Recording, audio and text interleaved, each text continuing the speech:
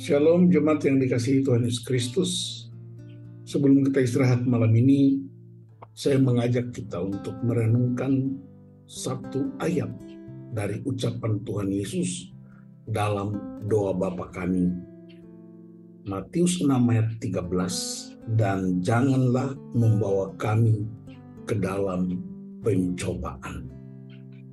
Saudara-saudara, dalam perjanjian baru, kata yang digunakan untuk ayat ini ialah peirazein, yang sebenarnya artinya menguji. Kata peirazein dipakai bukan untuk menggoda seseorang untuk berbuat jahat, tetapi lebih pada pengertian menguji atau mencoba ketahanan, kesetiaan, serta kecakapan untuk pekerjaan pelayanan.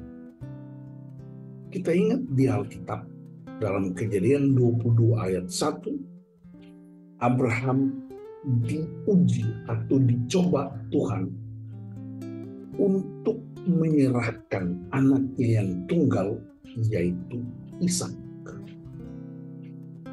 Nah, kata mencoba sama sekali tidak bermaksud Allah membujuk Abraham untuk berbuat dosa. Tapi kata mencoba itu lebih mengandung arti memberikan ujian terhadap kesetiaan dan ketaatan Abraham.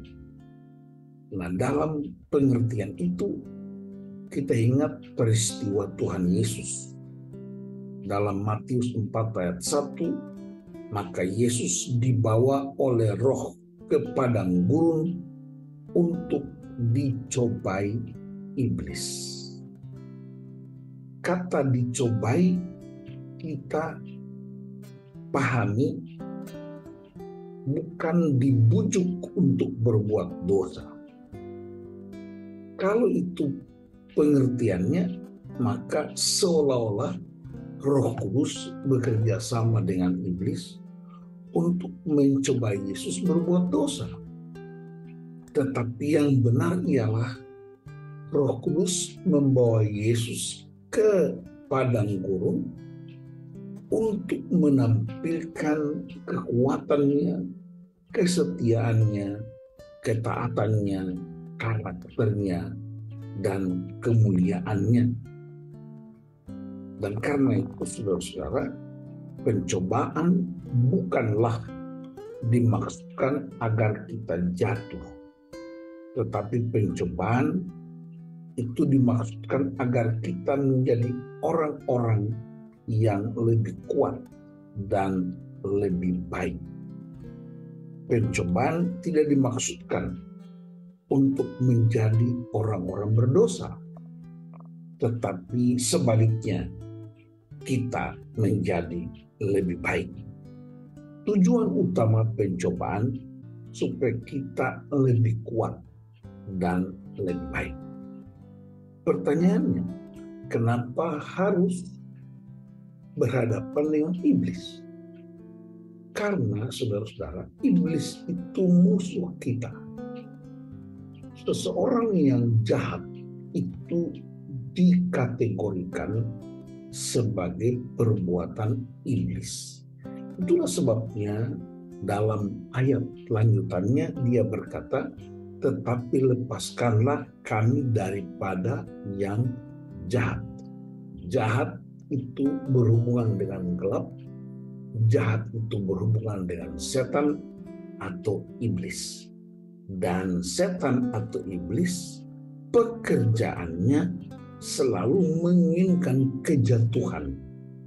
Dan karena itu kita ingat pada ayat berikutnya, ketika Yesus menang dalam pencobaan di padang gurun itu, ayat berikutnya berkata, iblis mundur dan menunggu waktu yang tepat. Jadi saudara-saudaraku, baik itu kekuatan kita baik itu kelemahan kita atau titik kritis kita, dua-duanya bisa menjadi berbahaya jika tidak dijaga.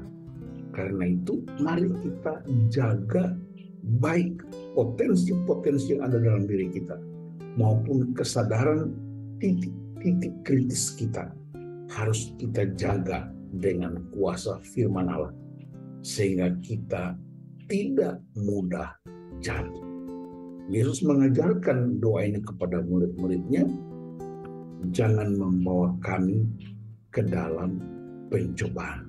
Tuhan jangan membiarkan kami jatuh dalam tipu daya iblis, tetapi kami punya kekuatan, punya ketaatan untuk dipamerkan di depan dunia dan si jahat tidak dapat mengalahkannya, bahkan dia akan mundur.